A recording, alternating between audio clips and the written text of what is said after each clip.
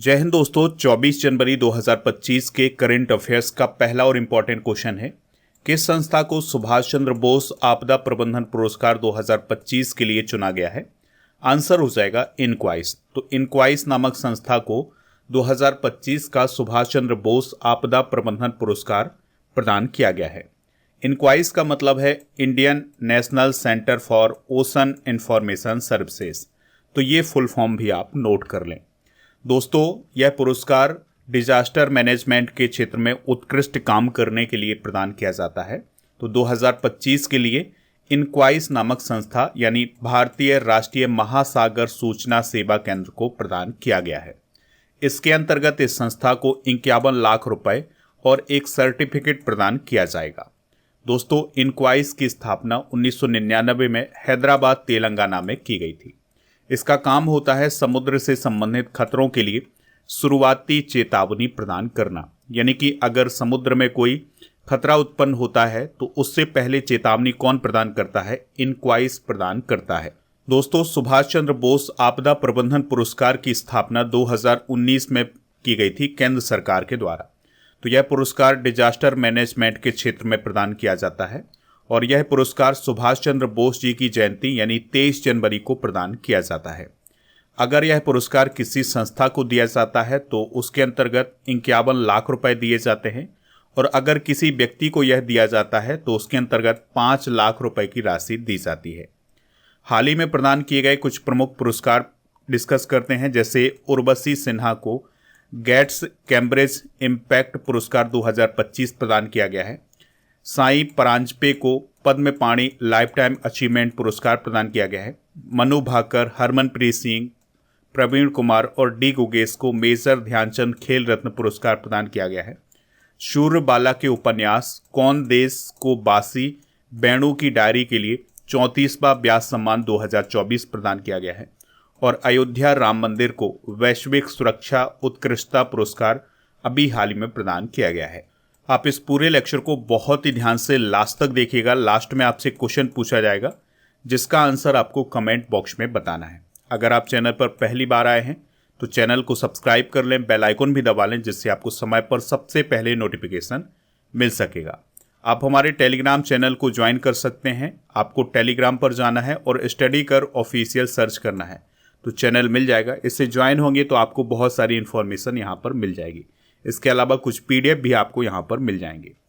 जो लोग हमसे नए जुड़ रहे हैं उनके लिए बता दें कि आप स्टडी करके ऐप को इंस्टॉल कर सकते हैं। इसका लिंक डिस्क्रिप्शन बॉक्स में दिया गया है, या फिर आप प्ले स्टोर पर जाएं और स्टडी कर सर्च करें तो आपको ये ऐप मिल जाएगा। इंस्टॉल कर लें। ई बुक वाले सेक्शन पर जाएंगे तो आपको जनवरी से दिसंबर 2024 तक के करेंट अफेयर्स की ई बुक मिल जाएगी, हिंदी इंग्लिश दोनों मीडियम में। इसके अलावा मंथली करेंट अफेयर्स की ई बुक भी आपको ऐप पर ही मिल जाएगी। अगला इंपॉर्टेंट क्वेश्चन है, ग्लोबल फायर पावर इंडेक्स 2025 में भारत की रैंक क्या है? आंसर हो जाएगा 4। ठीक है, तो चौथे स्थान पर है ग्लोबल फायर पावर इंडेक्स 2025 में भारत। तो ग्लोबल फायर पावर इंडेक्स 2025 के अनुसार भारत अमेरिका, रूस और चीन के बाद दुनिया का चौथा सबसे शक्तिशाली सेना वाला देश है। तो ये जो ग्लोबल फायर पावर इंडेक्स है, इसमें यही बताया जाता है कि किस देश की सेना कितनी मजबूत है। तो भारत सेना की मजबूती के मामले में चौथे स्थान पर है। पहले पर अमेरिका, दूसरे पर रूस, तीसरे स्थान पर चाइना है और चौथे स्थान पर भारत है। दोस्तों, भूटान इस इंडेक्स में सबसे नीचे है, यानी कि सबसे कमजोर सेना किस देश की है? भूटान की।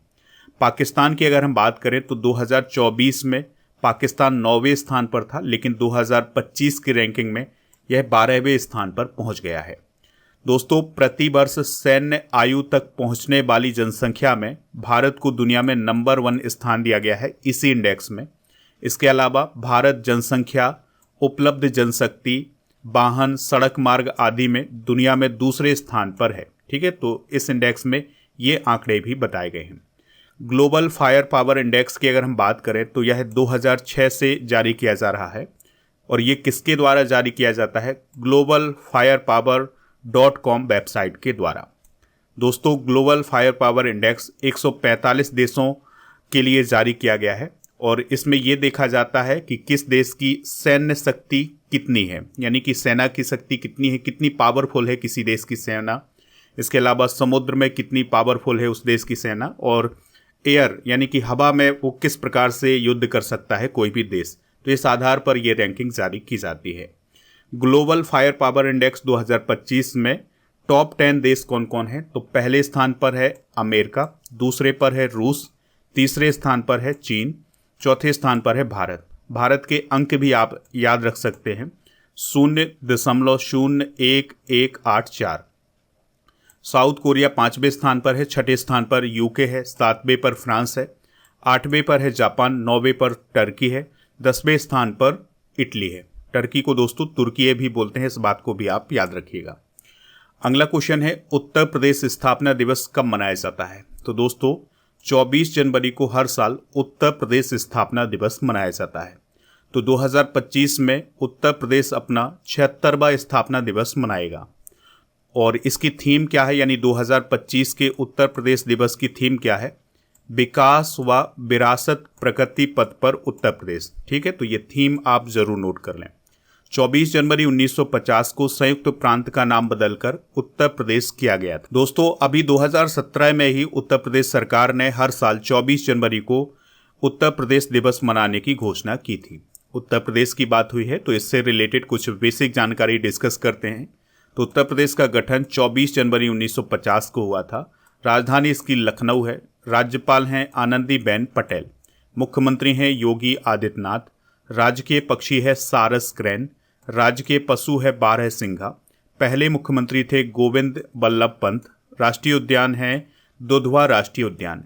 दोस्तों यहाँ पर कुछ टाइगर रिजर्व हैं, जैसे दुधवा नेशनल पार्क के टाइगर रिजर्व में शामिल है, Pilibhit tiger reserve, Amangarh tiger reserve, Ranipur tiger reserve और सोहेलवा वन्यजीव अभ्यारण्य। ये उत्तर प्रदेश का 5वां टाइगर रिजर्व बनने जा रहा है।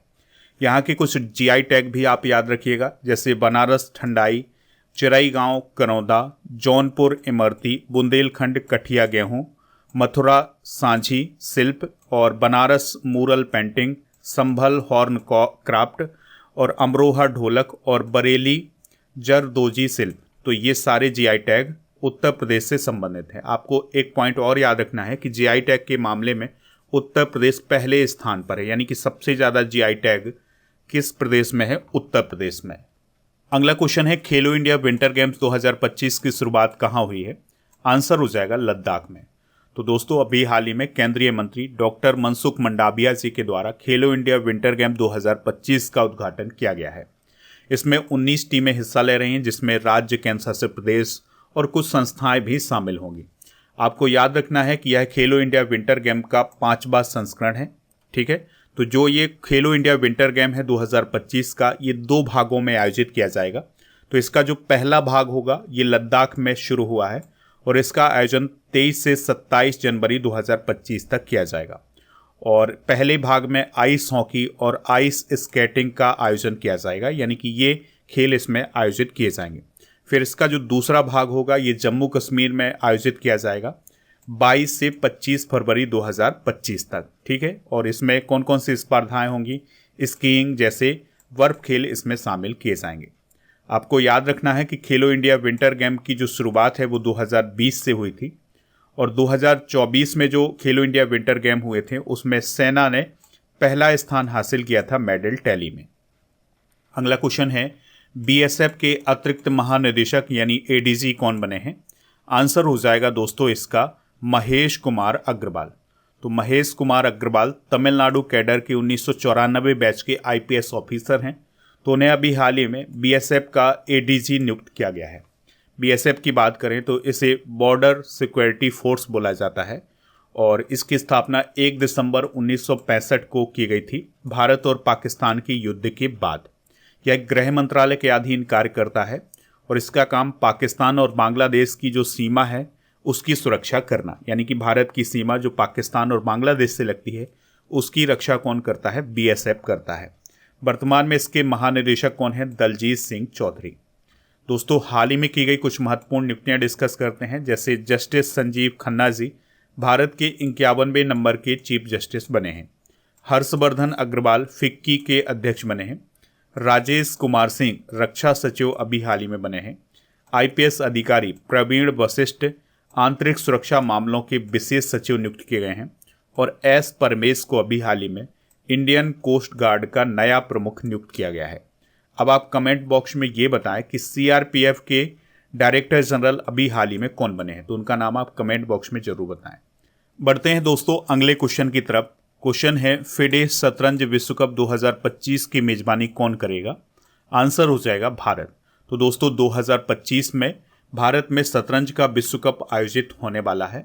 इसकी घोषणा किसने की है? अखिल भारतीय शतरंज महासंघ ने।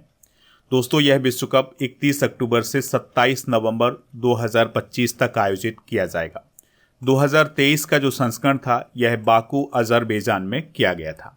2023 के जो विजेता रहे हैं वो रहे हैं नॉर्वे के मैग्नस कार्लसन और भारत के आर प्रज्ञानंद दूसरे स्थान पर रहे हैं। बात करते हैं दोस्तों फिडे की, तो इसे इंटरनेशनल चेस फेडरेशन बोला जाता है और यह शतरंज से जुड़े आयोजनों की गवर्निंग बॉडी है। यानी कि शतरंज से जुड़ी हुई जो प्रतियोगिताएं होती हैं उसकी गवर्निंग बॉडी कौन है? फिडे है।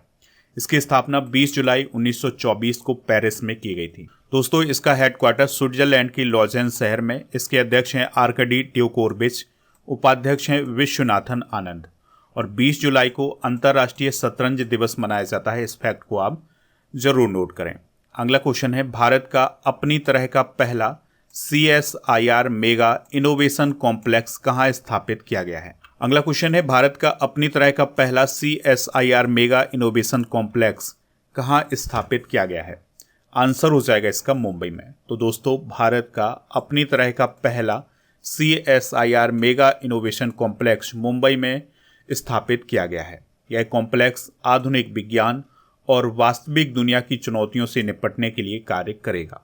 इसमें इनोवेटिव स्टार्टअप, MSME, उद्योग भागीदार और जो CSIR की प्रयोगशालाएं हैं वो स्थापित की गई हैं। बात करते हैं CSIR की, तो इसे council of scientific and industrial research बोला जाता है। इसकी स्थापना 1942 में की गई थी। तो वैज्ञानिक ज्ञान को बढ़ावा देने के लिए भारत में इसकी स्थापना की गई थी। इसका मुख्यालय नई दिल्ली में है और इसके अध्यक्ष होते हैं भारत के प्रधानमंत्री। तो वर्तमान में नरेंद्र मोदी जी इसके अध्यक्ष हैं। महानिदेशक कौन है? डॉक्टर एन कलाई से। चलिए दोस्तों कुछ इंपॉर्टेंट करेंट अफेयर्स डिस्कस करते हैं। तो सिक्किम में भारत का पहला जैविक मत्स्य पालन क्लस्टर शुरू किया गया है। हिमाचल प्रदेश में पलाश बिल्ली का पहला फोटोग्राफिक साक्ष्य प्राप्त हुआ है। मिजोरम के आइजोल में भारत के पहले जेनरेशन बीटा बच्चे ने जन्म लिया है। कन्याकुमारी में भारत का पहला समुद्री ग्लास ब्रिज बनाया गया है और पहला विश्व ध्यान दिवस 21 दिसंबर 2024 को मनाया गया है। अगला क्वेश्चन है हाल ही में किसने सिंधु जल संधि विवाद पर भारत का समर्थन किया है? आंसर हो जाएगा स्थायी मध्यस्थता न्यायालय ने। तो नीदरलैंड के हैग शहर में स्थित स्थायी मध्यस्थता न्यायालय ने अभी हाल ही में सिंधु जल समझौते पर भारत सरकार के रुख का या उसके रवैये का समर्थन करते हुए फैसला सुनाया है। अब विवाद क्या है इसको समझ लेते हैं। तो भारत सरकार के द्वारा झेलम नदी की सहायक नदी किशन गंगा नदी पर किशन गंगा जल विद्युत परियोजना और चिनाब नदी पर रेटल हाइड्रो इलेक्ट्रिक प्रोजेक्ट चलाए जा रहे हैं और यह दोनों परियोजनाएं सिंधु जल समझौते में शामिल हैं। तो पाकिस्तान इन दोनों परियोजनाओं पर आपत्ति जता रहा है, इसका विरोध कर रहा है, ठीक है। और पाकिस्तान का कहना यह है कि भारत सिंधु जल संधि का जो प्रावधान है उसका उल्लंघन कर रहा है और इसके अलावा अगर ये दो प्रोजेक्ट बन जाएंगे तो पाकिस्तान में इन नदियों का जो पानी है वो कम पहुंचेगा, यानी कि पाकिस्तान में पानी की कमी हो जाएगी। तो इसलिए पाकिस्तान इसका विरोध कर रहा है और पाकिस्तान ने इसके लिए एक अपील दायर की थी स्थायी मध्यस्थता न्यायालय ने, लेकिन इसने भारत का समर्थन किया है। दोस्तों बात करते हैं स्थायी मध्यस्थता न्यायालय की। तो इसकी स्थापना 1899 में आयोजित प्रथम हैग संधि सम्मेलन के दौरान की गई थी और इसका काम होता है राज्यों यानी देशों या राज्यों की संस्थाओं या अंतर्राष्ट्रीय संगठनों के बीच जो विवाद होते हैं उनका निपटारा प्रदान करना, उनका समाधान प्रदान करना।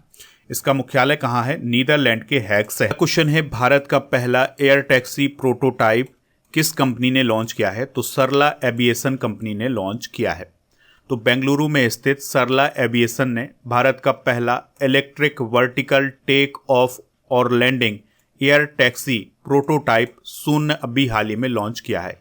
यानी कि यह जो एयर टैक्सी का प्रोटोटाइप लॉन्च किया गया है इसका नाम क्या रखा गया है? शून्य रखा गया है। दोस्तों, इसको बनाने का उद्देश्य क्या है? भारतीय शहरों में यातायात जाम और प्रदूषण को कम करना। शून्य को 20 से 30 किलोमीटर की छोटी यात्राओं के लिए डिजाइन किया गया है, यानी कि यह जो एयर टैक्सी होगी यह 20 से 30 किलोमीटर की यात्रा आसानी से कर सकती है और यह अधिकतम 680 किलोग्राम के पेलोड के साथ 6 यात्रियों की क्षमता रखती है, यानी कि इसमें 6 यात्री बैठ सकते हैं। यह विमान 250 किलोमीटर प्रति घंटे की गति तक पहुंच सकता है। सरला एविएशन 2028 तक शून्य को बेंगलुरु में लॉन्च करने की योजना बना रही है, यानी कि इस कंपनी के द्वारा ये कहा गया है कि 2028 तक शून्य नामक एयर टैक्सी को लॉन्च कर दिया जाएगा बेंगलुरु शहर में। चलिए कुछ प्रथम घटनाएं डिस्कस करते हैं। तो 3 क्रिमिनल कानूनों को पूरी तरह लागू करने वाला पहला प्रदेश या केंद्र शासित प्रदेश कौन है? चंडीगढ़। सौर ऊर्जा से चलने वाला देश का पहला सीमावर्ती गांव कौन है? मसाली, जो कि गुजरात में है। देश का पहला डिजिटल म्यूजियम किस राज्य में स्थापित किया गया है? महाराष्ट्र में। सेमीकंडक्टर नीति लागू करने वाला पहला राज्य कौन है? गुजरात। भारत के पहले लेखा गांव का उद्घाटन कहाँ किया गया है? उत्तराखंड में। बिहार सरकार द्वारा राज्य के पहले ड्राई पोर्ट का उद्घाटन बेहटा में किया गया है। माउंट शीश पांगमा पर चढ़ाई करने वाले पहले भारतीय कौन बने हैं? अर्जुन वाजपेयी। सशस्त्र बल चिकित्सा सेवा के महानिदेशक का पदभार संभालने वाली पहली महिला अधिकारी कौन है? वाइस एडमिरल आरती सरीन। भारत का पहला ऑक्सीजन पक्षी पार्क कहाँ स्थापित किया गया है? नागपुर, महाराष्ट्र में। तेजस लड़ाकू विमान उड़ाने वाली पहली महिला पायलट कौन है? मोहिना सिंह। अगला क्वेश्चन है, उमा महेश्वर की दुर्लभ मूर्ति की खोज किस राज्य में की गई है? तो इसकी खोज कर्नाटक राज्य में की गई है। तो कर्नाटक के उडुपी जिले के कुंडापुरा तालुक में एक ऐतिहासिक धातु मूर्ति पाई गई है जो कि उमा महेश्वर की मूर्ति है। यह मूर्ति 17वीं शताब्दी की मानी जा रही है और इसे 12वीं शताब्दी की शैली में बनाया गया है। दोस्तों, इसमें भगवान शिव हैं, इसके अलावा पार्वती जी भी हैं। तो जो भगवान शिव हैं उनकी गोद में बाईं तरफ पार्वती जी विराजमान हैं। ठीक है, तो ऐसी मूर्ति को उमा महेश्वर की मूर्ति कहा जाता है। चलिए कुछ मूर्तियों से संबंधित या स्टैचू से संबंधित इंपॉर्टेंट करंट अफेयर्स डिस्कस करते हैं। तो बिरसा मुंडा की 20 फीट ऊंची प्रतिमा दिल्ली के वासेरा पार्क में स्थापित की गई है। सरदार वल्लभ भाई पटेल की प्रतिमा जनगणना भवन नई दिल्ली में स्थापित की गई है। स्टैचू ऑफ सोशल जस्टिस को विजयवाड़ा आंध्र प्रदेश में स्थापित किया गया है। यह डॉक्टर BR अम्बेडकर का 125 फीट ऊंचा स्टैचू है। 21 फीट ऊंची महाराणा प्रताप की प्रतिमा हैदराबाद में स्थापित की गई है। जनरल बिपिन रावत की प्रतिमा देहरादून में। तमिल कवि और दार्शनिक तिरुवल्लुवर की प्रतिमा फ्रांस के सरगई शहर में स्थापित की गई है। शिवाजी महाराज की प्रतिमा महाराष्ट्र के राजकोट किले में स्थापित की गई है। सचिन तेंदुलकर की प्रतिमा वानखेड़े स्टेडियम मुंबई में स्थापित की गई है। और पाकिस्तान के पंजाब में महाराजा रणजीत सिंह की प्रतिमा फिर से स्थापित की जाएगी। अब आपको कमेंट बॉक्स में ये बताना है कि भारत का वह कौन सा स्टेडियम है जहां पर भारत की पूर्व महिला क्रिकेटर झूलन गोस्वामी के नाम पर एक स्टैंड बनाया गया है। ठीक है, तो इसका आंसर आप कमेंट बॉक्स में जरूर बताएं। चलिए अब हम कल के करेंट अफेयर्स को एक बार रिवाइज करते हैं। बेटी बचाओ बेटी पढ़ाओ योजना के कितने वर्ष पूरे हो गए हैं? 10 वर्ष। भारत सरकार ने व्यावसायिक दस्तावेज प्रबंधन के लिए किस सुविधा की शुरुआत की है? एनटीटी लॉकर की। दीनदयाल उपाध्याय भूमिहीन कृषि मजदूर कल्याण योजना किस राज्य में शुरू की गई है? छत्तीसगढ़। न्यायमूर्ति देवेंद्र कुमार उपाध्याय किस हाईकोर्ट के मुख्य न्यायाधीश बने हैं? दिल्ली हाईकोर्ट। विश्व की सबसे लंबी एक्सप्रेस वे सुरंग का निर्माण किस देश में किया गया है? चाइना में। अगला क्वेश्चन है, वर्ष 2025 के लिए भारतीय कंपनी सचिव संस्थान के अध्यक्ष कौन बने हैं? धनंजय शुक्ला। हाल ही में कौन सा देश ब्रिक्स का भागीदार देश बना है? नाइजीरिया। याला ग्लेशियर किस देश में स्थित है जो जलवायु परिवर्तन के कारण 2040 तक विलुप्त हो सकता है? नेपाल। पहला ओलंपिक अनुसंधान सम्मेलन कहाँ आयोजित किया जाएगा? गुजरात। पराक्रम दिवस कब मनाया जाता है? 23 जनवरी को मनाया जाता है। दोस्तों, आज के जनरल नॉलेज के पिटारे में हम भारत के अटॉर्नी जनरल से रिलेटेड कुछ इंपॉर्टेंट फैक्ट डिस्कस करेंगे। तो इसे भारत के महान्यायवादी के रूप में भी जाना जाता है। भारतीय संविधान के अनुच्छेद 76 में इसका वर्णन किया गया है। इसकी नियुक्ति राष्ट्रपति जी के द्वारा की जाती है और राष्ट्रपति की मर्जी से वो अपने पद पर बने रहते हैं और इसकी जो वेतन होती है वह सुप्रीम कोर्ट के जज के बराबर होती है। दोस्तों, सरकार से जुड़े हुए जो भी कानूनी मामले होते हैं उनमें सलाह कौन देता है? Attorney general. सुप्रीम कोर्ट में सरकार की तरफ से मुख्य वकील के तौर पर कौन पेश होते हैं? Attorney general. और दोस्तों, अटॉर्नी जनरल बनने के लिए सुप्रीम कोर्ट के जज बनने के लिए योग्यता होनी चाहिए। और भारत के पहले अटॉर्नी जनरल कौन थे? MC सीतलबाड़। और वर्तमान अटॉर्नी जनरल कौन है? R वेंकट रमणी। दोस्तों, अब हम दिसंबर 2024 के करंट अफेयर्स को रिवाइज करेंगे। अमेय कुमार बागची का निधन हो गया है, वह कौन थे? आर्थिक सलाहकार। सिद्धार्थ कौल ने किस खेल से संन्यास लिया है? क्रिकेट। और भारत और किस देश ने संयुक्त सैन्य अभ्यास बढ़ाने पर सहमति व्यक्त की है? रूस। राष्ट्रीय डाक प्रदर्शनी विपैक्स 2024 का आयोजन कहाँ किया गया है? पटना। मध्य प्रदेश पर्यटन के ब्रांड एम्बेसडर कौन बने हैं? पंकज त्रिपाठी। भारत ने पनडुब्बी से प्रक्षेपित बैलिस्टिक मिसाइल K4 का सफल परीक्षण किस पनडुब्बी से किया है? INS अरिघात। 10वां भारत अंतर्राष्ट्रीय विज्ञान महोत्सव 2024 कहाँ आयोजित किया जाएगा? IIT गुवाहाटी। हॉर्नबिल फेस्टिवल 2024 के लिए साझेदार देश कौन बना था? सिक्किम। भारतीय क्रिकेट टीम के कप्तान रोहित शर्मा ने किस देश की संसद में भाषण दिया है? ऑस्ट्रेलिया। T20 फॉर्मेट में सबसे तेज शतक बनाने वाले भारतीय बल्लेबाज कौन बने हैं? उर्विल पटेल। तो इनको आप नोट कर लें। कल के करंट अफेयर्स में आपसे पूछा गया था कि 2010 में ब्रिक्स में कौन सा देश शामिल हुआ था? तो साउथ अफ्रीका शामिल हुआ था। तो लगभग सभी लोगों ने इसका आंसर साउथ अफ्रीका बताया हुआ है। दोस्तों, आपके लिए एक इन्फॉर्मेशन है कि जब आप ऐप पर जाएंगे तो आपको paid course, e book, test series, daily current affairs की PDF ये सभी मिल जाएगा। इसके अलावा कोर्स एंड PDF वाले ऑप्शन पर 10,000 टॉपिक बाय स्टैटिक GK की PDF और मेरी YouTube पर जितनी भी वीडियो आएंगी उनकी भी PDF आपको यहाँ पर मिल जाएगी। इसके अलावा ऐप पर मैथ, रीजनिंग का foundation batch, English foundation batch, banking, reasoning, math, GK GS का फाउंडेशन बैच, SSC का फाउंडेशन बैच, रेलवे, व्यापम और MPTET, इन सभी के बैच आपको यहाँ पर मिल जाएंगे। दोस्तों, टेस्ट पास वाले ऑप्शन पर आपको 4000 से अधिक टेस्ट मिलेंगे 1 वर्ष की वैलिडिटी के साथ। अब आपके लिए एक क्वेश्चन है जिसका आंसर कमेंट बॉक्स में बताना है। BSF की स्थापना कब हुई थी? जो भी इसका राइट आंसर हो कमेंट बॉक्स में जरूर बताएं। टेस्ट सीरीज वाले ऑप्शन पर आपको डेली करंट अफेयर्स का टेस्ट मिल जाएगा, तो इसको आप वहां से प्राप्त कर लें। ई बुक वाले सेक्शन पर आपको करंट अफेयर्स की ई बुक के अलावा GK की ई बुक भी मिल जाएगी। आप हमारे व्हाट्सएप चैनल और इंस्टाग्राम पेज को भी फॉलो कर सकते हैं। इन सभी का लिंक डिस्क्रिप्शन बॉक्स में दिया गया है।